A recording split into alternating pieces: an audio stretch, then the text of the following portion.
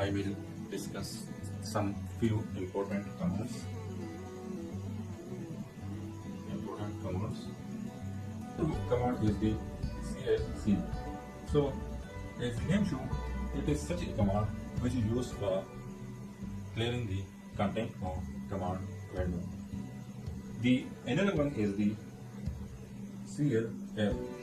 So similarly, this command is also used for clearing the content of current figure window at any time. The other one is the clear. This command is used for clearing the variable.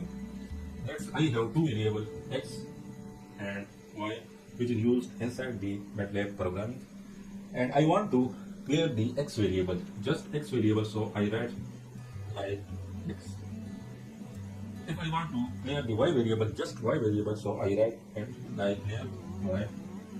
And if I want to clear both variables, so I write like clear x, y, or add something clear.